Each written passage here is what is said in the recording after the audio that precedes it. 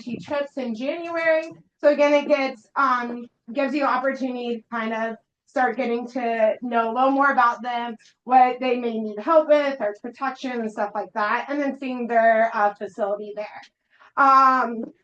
Also, we have $100 off nitrox if you want to get that for someone for Christmas. BOGO tours for our divers. So we do kind of these sunset tours. So I know families in town, if you guys are looking for something to do, our divers do get BOGOs of those. And then we have special prices for private charters. So those people that are going out, maybe you have your groups of 4 or 6. It's really reasonable prices for a private charter, and that includes like food, and it's a different boat than what you usually are on. So if you guys have any questions about that, you can always ask me, but anyone else. That being said, I'm excited. Kind of the whole reason you guys are here is for Gabe. I'm gonna let him introduce himself because he kind of goes right into it. But hopefully you guys enjoy, and we'll be here if you need anything after, okay?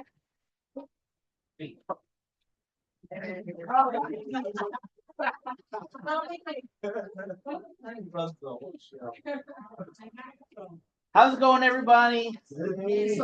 Are you so excited to talk about sea slugs?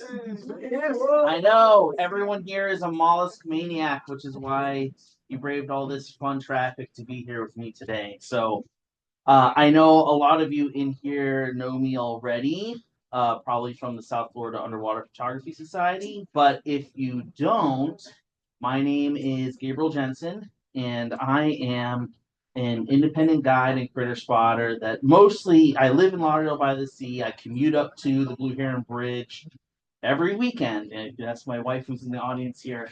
How often I do the hour-long drive up here, and it's all the time. And I do that because this is just such a special place. So I'm glad all of you guys are here, and we're going to learn about slugs today. So I present my presentation on how to spot sea slugs under the Blue Heron Bridge. And you can see here we have the Blue Heron Bridge, and I also like to start on this one. You don't have to go very far to start seeing the slugs. You notice we're right on the sand, right where you start. Guess what? The slugs are right there. So when everyone's putting on their fins and stuff, just you're telling them. Oh, God.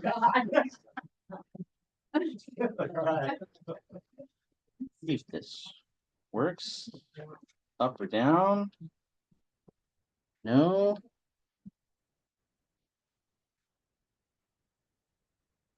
Love this little clicker thing, but I need it to connect.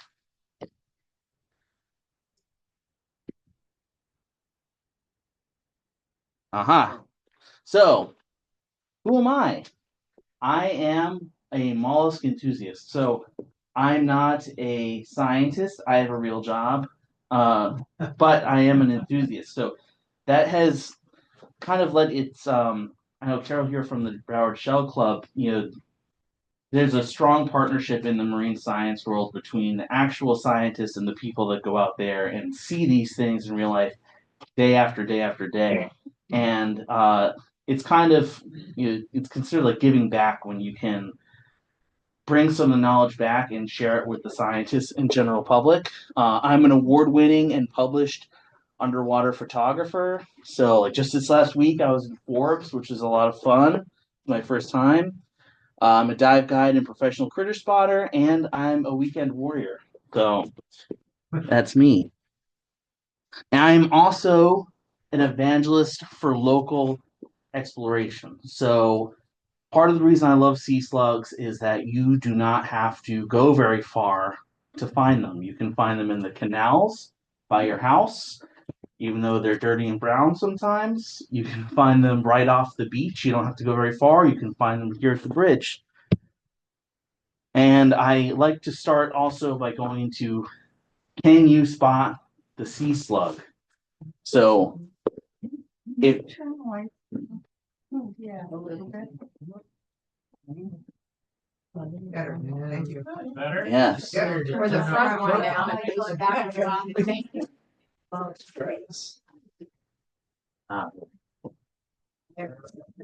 So From this distance, everyone sees this beautiful little seahorse.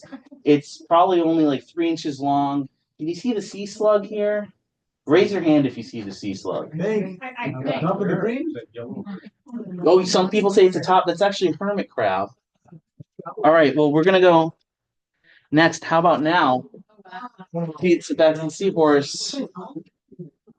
And there's a sea slug on the seahorse it's a Eubranchus conclia. And I don't know if you guys hang out with seahorses often, but you should check them for sea slugs. They like to live there. Pro tip. So I hear this all the time. I have never seen a sea slug. And I know there's a couple really good reasons why people have never seen sea slugs. And I want to change that today. Here's a wonderful one that's quite common in this area. I definitely changed the picture and did not change this because that's not the right scientific name, but that is an Elysia ornata. Those ones are really cool because they're kind of like cousin species, was just discovered by science. Like you cut their head off and they regrow their whole body. These ones do the same thing, and they live right here. So with some simple techniques, everyone can be the next Jacques Cousteau. It will look like this sometimes. You'll be quite shallow, but with the right gear and experience, you'll be the next Jacques Cousteau. And that brings us to the main topic of today's talk, or the main location of it is the world famous Blue Heron Bridge and Lake Worth Lagoon. So we should all be quite familiar with this. It's about like a mile down the road. It's like literally paradise. See, it says it right there. That's the boat, right? And the Lake Worth Inlet is perfectly positioned to act like a vacuum cleaner. So every time the tide comes in, it sucks all that beautiful, wonderful planktonic soup into Lake Worth Lagoon. It settles here on Peanut Island and right off screen, the Blue Heron Bridge. It's like a sieve net for all these baby animals. So it's no coral reef, but it's a great place to see beautiful subjects. One of the reasons people don't see sea slugs too much is because of their size. So here in the Atlantic, the sea slugs are very small. And I will go into this next session talking about sea slugs in terms of like food. So I'll always relate it to like size of food. So like we have this invasive Janalus that shows up just around this time of year, and it's beautiful and it's purple. And it's huge. It's about 3 inches long, which is enormous. Compared to this Flamidia benza, that's about the size. It's like the size of its rhinophore. So, how small are they? They range in size from full-size candy bars all the way to single piece of Nerds candy. So, on the big size, we have these Felimara cribas, and then we have these Tenelia cuthonas. Everyone knows what those are, right? And so here's some of the big boys. This one lived on a certain rock all the way on the east side of the Blue Heron Bridge. I called it Godzilla. It was a 6-inch long monster of a regal sea goddess, and I could barely even fit it in my frame. When you're taking pictures of sea slugs, you're specialized in you have so many magnifiers on that, at a certain stage you can't take pictures of big things. Well, he's about a full-size candy bar, and I loved whenever he was in town. Next, we get to very common, the Tootsie Roll size. These ones, I refer to them as big, because on any given dive, you should be able to find at least one of these big ones. And it's a bunch of the sea goddess family, Felimar and Felimita. So the species name pretty much just denotes like what size, stripe or spot that's on there. but they're all Dorid style nudibranchs. Next, you go down to M&M size. So the M&M size ones, those ones, you should be able to spot an M&M size nudibranch after this presentation on every single dive, no matter what. You can see here's one in relation to a Coors Light cap. It's a beer cap, so we're going to be going under the bridge. All the marine debris that's under the bridge. Well, you can use that to show how small these are. And then this are, those little feathery algae that are right there on the beach. That's Critena peregrine that lives right there. So, and then finally we have the ones that are grain of rice size. Now, of course, those ones are the most common, but it's also, you kind of had to be like really into sea slugs to look for the Nerds Candy grain of rice size one. I know Susan over there, she's into the small ones. That's right. They're like pop rock size, right? Yes. Going with your candy theme? Yes, yes. So these ones will live like typically on the sand, and I'm going to go later on in the presentation. I'm going to go into each mini biome at the bridge on where to be finding these. But that's kind of like the grain of rice. And this slide, I'd like to go into the smallest one that I've ever found. Now, all of you are familiar with the classic 1-inch D-ring, correct? Like you use those, it's on a keychain, a little keychain ring. Well, this is my muck stick that's just about 1 centimeter across. And here's a key ring. And this is a nudibranch. And then that's, if I'm taking it with just my weaker macro lens, that's what it looks like. And I have some of the most powerful magnifiers in the world. That's what it looks like, and it's absolute tiniest. So you're comparing this smudge here, and that's kind of what it looks like. What is your macro setup? My macro setup, so I run a full frame Sony camera, and it's the Sony 90mm macro lens with the Nauticam SMC2 for the super small stuff, and I just picked up a new lens, the SMC3, which should be a lot of fun.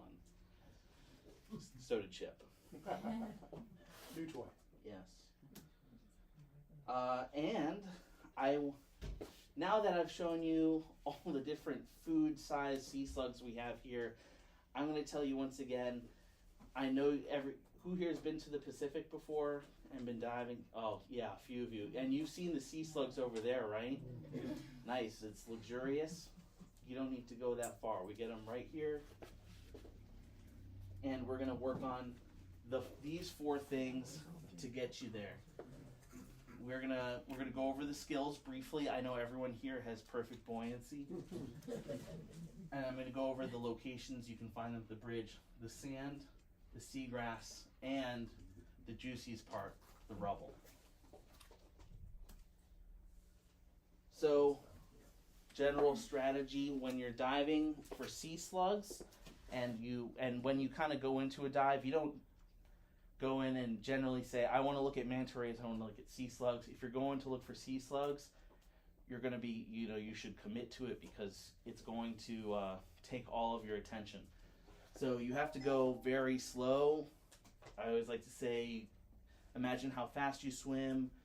I want you to go half as fast, and then I want you to go painstakingly even slower than that. So my wife can attest, there's been times where she'll leave me and come back, and in an hour I will have still been in an area the size of this table, because it's just mountains and valleys and all sorts of cracks and crevices for these sea slugs. So I want you to go really slow, and I want you to maintain peak buoyancy. I told you before, when you're getting in and putting on those fins and you're killing all those sea slugs in the sand, guess what? Those sea slugs are actually everywhere at the bridge. So when you see those classes kind of in the sand, like practicing on their knees and everything, yeah, it's too bad for those slugs, but they're there. So just keep in mind that there's several things you can do to work on your buoyancy, including working with your instructor, but I also suggest that you get buoyancy floats for your camera so that your camera is totally neutrally buoyant. My camera is 36 pounds on land, and underwater it just weighs nothing. I can throw it up and it just hovers right there. So it's really important because on these dives, you know, you're not moving very far and your buoyancy is really good. So your dives can last 3, 4, 4.5 hours on a tank. You know, you're not using a lot of oxygen. So you don't want to, you don't work out that wrist too much. Just put some buoyancy floats on the camera. Next, you're going to memorize on the skill section. You're going to memorize what they eat. So I always suggest that people get very acquainted with a guidebook for your local area. I know that we sell one there's one available called the Blue Heron Bridge guidebook that breaks it down by each thing, like what they eat. And so you should know, like, sea slugs live on sea sponges, certain species of sea sponges, especially the blue ones, and they live on hydroids. At the bridge, most of the ones that you're going to find are either going to be eating low encrusting sponges, or you're going to find them on hydroids, which the easiest ones will be hydroids because they're just going to be sticking up out of the ground for you like fireworks.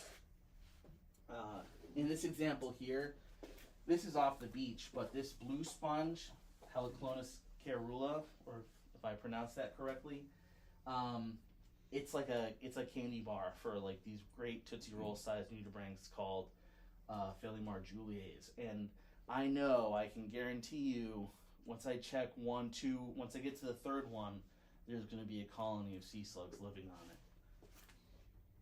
What's the name of that sponge again? Heliclona caerulae. Yes, caerulae. Yes. The next strategy to find the slugs is to look for their eggs. So I don't know if any of you guys can recognize that feather Calopera algae that's at the bridge. If you see the little squiggles or little spirals on them, that means a sea slug is there. Additionally, if you see leaves and some of them are dirty, and then one leaf is oddly clean, guess what? Something's been crawling around on that leaf cleaning it up, and it was probably a sea slug.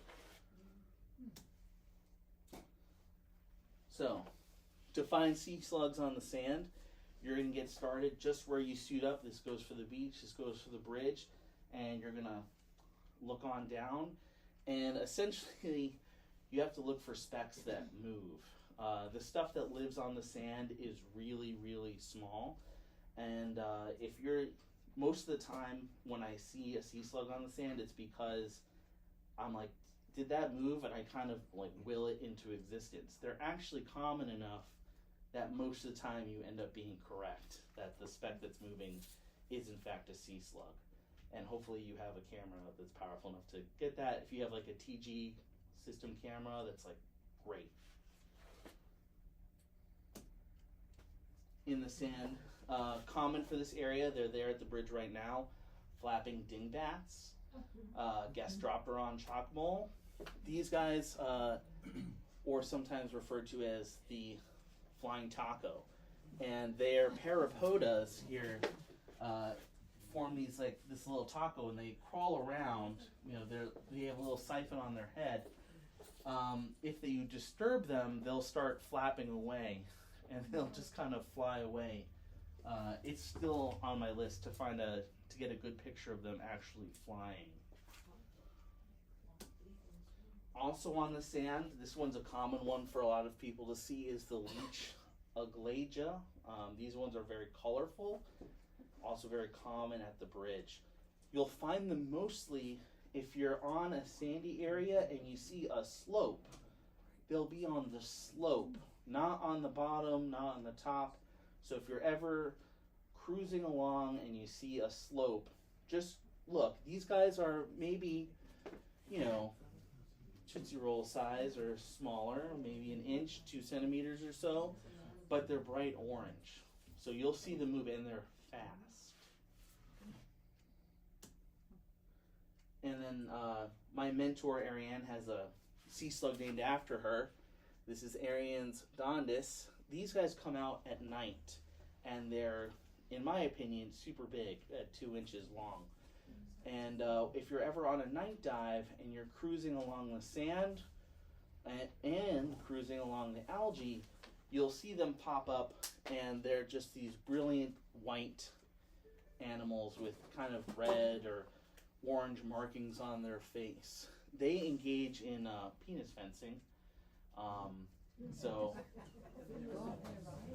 yes, these ones will have they'll duel with their they have a gonopore on their side, which is the one hole that they do all their business with, and you know, they'll just decide whichever one loses is the girl.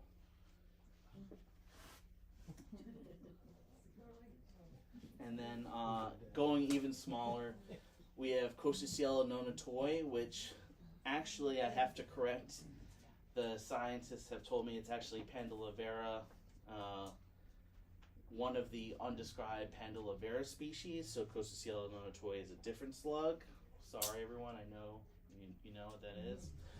And I love these, the Thuridilla mazdas. They're blue, they're orange, they're the size of a grain of sand.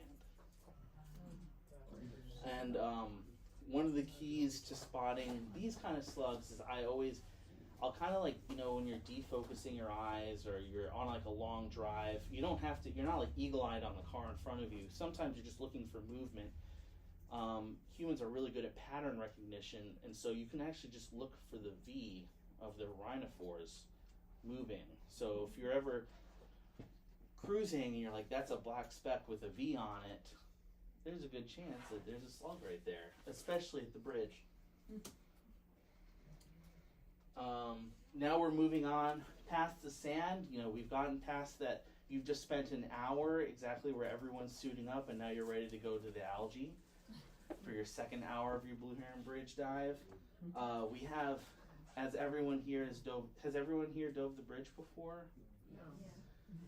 Oh, well, it's, once you get suited up, right off the beach, we have these beautiful fields of algae and some seagrasses that are between 3 to 6 feet deep. At around 7 feet, it starts giving way to sand.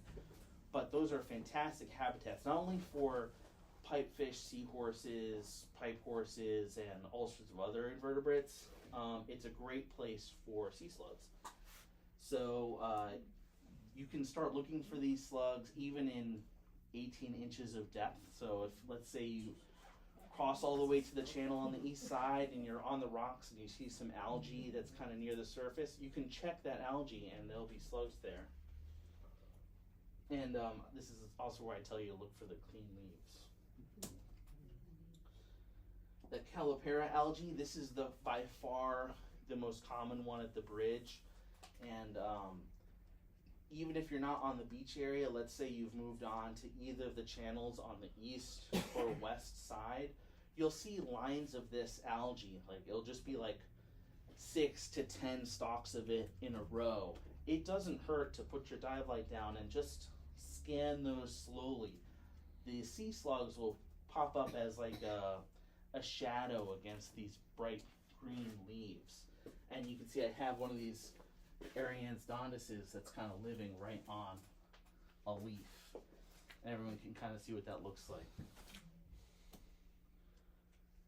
This is the Oscillanda of Limondrata nodosa. I like how on these sea slugs they have this very kind of ornate, gothic kind of claw on their back. It's not a claw, it's just one of like their serrata growth. I have no idea why it's so really regular too. It's like a line of like 5 or 6 of them and they're all identical. But they live on the sand. They're typically, maybe in 2 months or so, they'll start showing up some more. The striped sea hares, they show up all year round. They have these wonderful bright blue spots on them. And sometimes you'll go to the bridge and you won't see them for a year, and then you'll see 1,000 of them all at the same time. They'll all be wriggling as a kind of gross mat on the floor. Then we have sea grape algae as well. it's kind of a rare form of algae, but on it, if you look really closely, we'll have these grain of rice size Ercolania fuscatas. These kind of only came to our attention in the last year or so with one of the great spotters in this area. Her name is Diana Burkholder. And ever since we started looking for them, we've been able to find them on practically every dive that we look. To me, they just have these very cute faces. They have like these wonderful little eyes, and it's like a little, cat, a little cat face.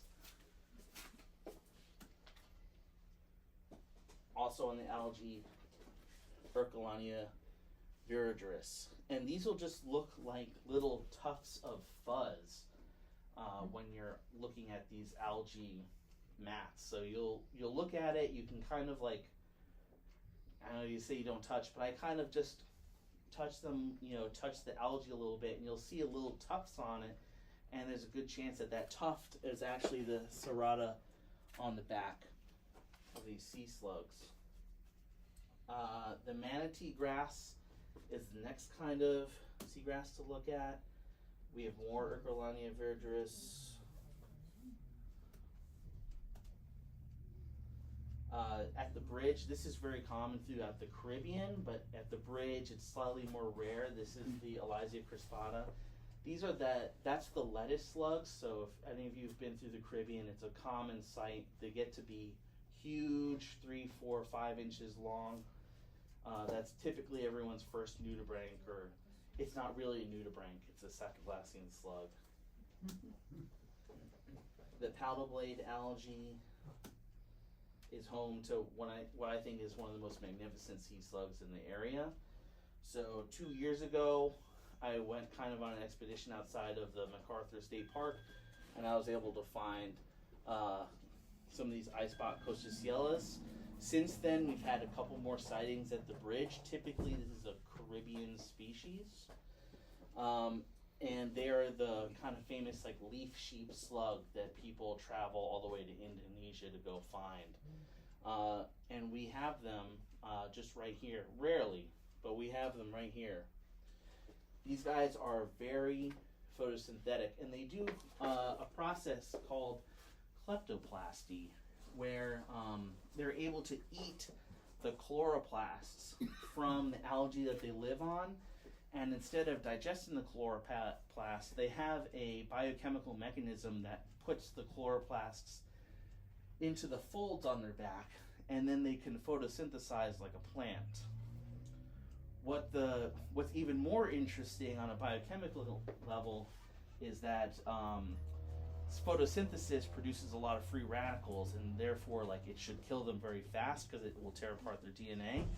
But it doesn't happen to these guys, so they're actually very they have of great interest to the medical community because it has good like anti-cancer implications. Sea slugs are full of biochemical mysteries that we're still kind of learning about. The bristlebreast algae, everyone can identify these when you're going to the bridge. I love stopping on them and taking a look. Someone pointed before, like, is it on top of the algae? Most of the time, you'll be able to see Elysia pratensis crawling around just on top of the algae. And you'll want to look for the white V for those. This is a full-size Elysia pratensis. The Halimeda algae, that's more offshore. So if you guys go on the boats and you go to, let's say, like a 60-foot deep reef, you'll see these Halimeda algae. Also, you'll see it off of the beaches if you beach dive. This is where you'll find these Elysia ornatus. You'll actually find all of these sea slugs that are green living on all the different kinds of algae. And now we get into what a lot of people find the most interesting part, the rubble. So the rubble at the Blue Heron Bridge is, when I say the rubble, I mean when you go to the east side or you go to the west side and you get to the right, to the deepest part of the channel, you'll notice that the bottom is just a crushed mass of shells, of rocks, of like kind of debris that's moving along. And at the bridge, it's kept as rubble instead of growing because there's a constant highway of sea urchins that will continuously move through, and they kind of churn that rubble up. So nothing ever has a chance to grow on it for very long, longer than 3 weeks or so before it gets churned up or sent to the bottom for this constant back and forth of these urchins. So I'm going to talk about something here where most of the time when you're diving, you're told don't touch anything. And in the sea slug world, these things are very small, and some people take it too far and flip rocks. But I'm going to talk about flipping things about the size of a shell. So if you find a shell or a rock that's up to maybe the size of a baseball and there's nothing living on top of it, it's okay to kind of turn it over and look to see if there's a slug on the underside. So, and you always want to make sure that if you look underneath a shell or rock that you put it back where you found it. And when you do that, you're rewarded with one of, most people regard this as the prettiest slug at the bridge. It's a very common harlequin sea goddess, Philomedia binza. They are bright red. They're bright. They have bright purple on them. They can be up to about 1 inch long at the biggest, and you can find them right now. So I'm going to be at the bridge probably tomorrow evening. I'll be looking for these guys for sure. They will live directly in the deepest parts of the east and west channels. So you go there, you find some rubble, you gently flip some. I want to say after 10 rocks or so, boom, I'll generally find one. You can also find these, the gold line sea goddesses. These two are mating, and I talked about that gonopore before. You can see they are kind of linked up and making more of those gold line sea goddesses. We have the sunset sea goddess. See, they're all named sea goddesses. They're all actually very, very similar. They don't quite interbreed for whatever reason, although I do see them attempting to breed, but I never see any hybrids. And this is a big one that'll live on. This lives on the rubble off the beach, and this lives on rocks at the Blue Heron Bridge. So if you're ever near the edges of the Blue Heron Bridge where you can see the riprap and the rocks that are piled up, I suggest that you check the tops of those rocks at about 3 to 6 feet of depth, because these will be crawling around on top. And it can take, they show up maybe 2 or 3 or 4 times a year, but when they do show up, they are enormous, and they are quite a spectacle to see.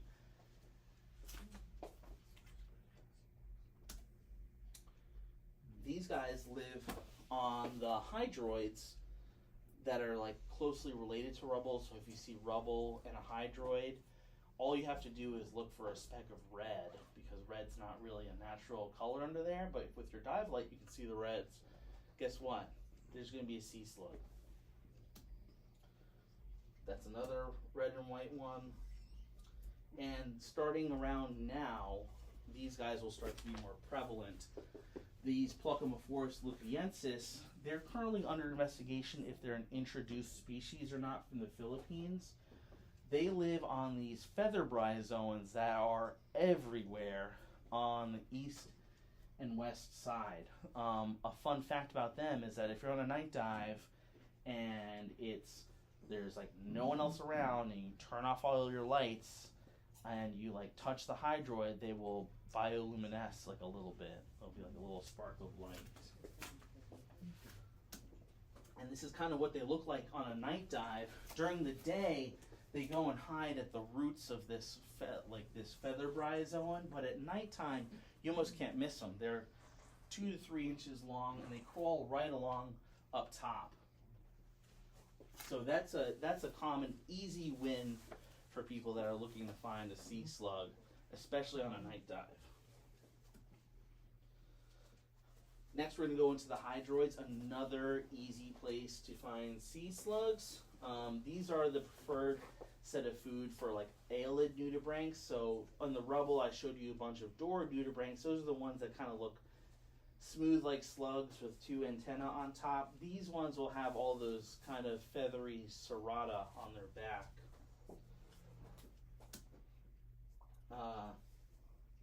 This one, Lomotomos veriformis, it is very closely related to the hydroid that it lives on, and it's exceptionally well camouflaged. I had to hold a leaf behind this one so that you can kind of see that it's not blending in, but you can see it like even its body is the same color as the stalk of the hydroid it's on, and the hydroid even has white, white stinging cells on it that it blends into. The dodos, exceptionally common nudies. I'm not even going to try and go into the identification of the dodos because it's an entire species complex, and there's scientists working around the clock trying to figure out which one's which, especially because when it comes down to it, it's whether or not they have little black specks on the end of the little grape clusters, or are those gold circles on the end. I don't care, they're just pretty, so. But you find them on the variety of hydroids. Actually, every single species of hydroid and bryozoan at the bridge has its own species of sea slug that lives on it, at least one species. If you shine a light behind them, you can get some really nice colors that come out of the kind of gel that's around the serrata on their back. So I think this is a Dodo verdarensis. It's the only one I found that's pink here at the bridge, but I thought it was nice. This is another species of hydroids. I don't get into the hydroid identification, but you can kind of see what it looks like when you see the hydroid, and then the sea slug will be on it. In this case, if you see the hydroids that are kind of red or brownish red, and you see a brilliant white speck on it, you can check it's probably a sea slug.